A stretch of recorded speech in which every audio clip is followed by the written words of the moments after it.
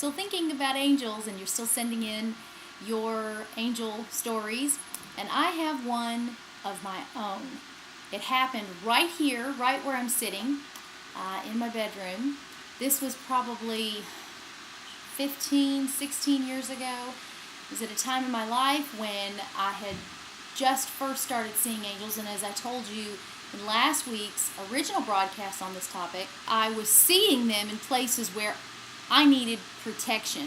My health was very, very bad at the time. Doctors had told me, don't go down the stairs alone, don't bathe alone. I mean, this was like I was in danger of being alone most of the time and passing out. I never said I'm afraid or whatever, but in here, I knew that my life was in jeopardy. And we had made some pretty radical decisions. We had stepped out in faith. My husband had given up a nice record executive job. We had felt led to do that. Very strangely, it made no sense. And like I said, my health wasn't so great. I had been on a medication that I was frankly tired of. I had more side effects than benefits.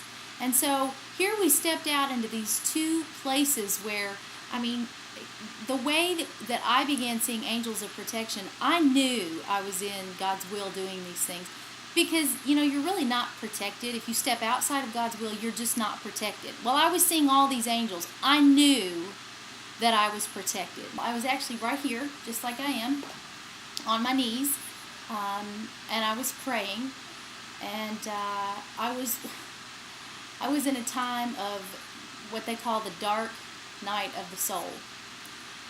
And all of a sudden, as I was just kneeling down, I looked up and I see this angel, and it was so huge, and it was standing right over me, and its wings totally engulfed me like an igloo. That's the only way that I can describe how it looked from the inside. And at one point I looked up, and all I could see all the way over me and all the way in front of me and behind me were these wings. I could see the pinions. I could see I had heard the word pinions in the Old Testament, I think in the King James Version, when describing an angel and describing their wings. But I was like, whatever, I don't really know what a pinion is. I could see every single pinion, every feather. And the feeling was, I wasn't enamored, that I was seeing an angel. It wasn't anything like that. It was really sobering. I knew that God was telling me I was protected. So what did it produce in me? Why did God do this? Why didn't he just say, go read the Bible? Because I was reading the Bible. Why didn't he say, just pray? I was praying. Oh my gosh, was I praying? And come on, I'm not the first person in the world or in Scripture to have an angel show up on the scene and go, hey, fear not, peace be with you, it's going to be okay. The angel did not speak. All I saw was this, but because it happened when I was praying, and because, yes, I did know my Bible, so I knew exactly what it was. It was Psalm 91.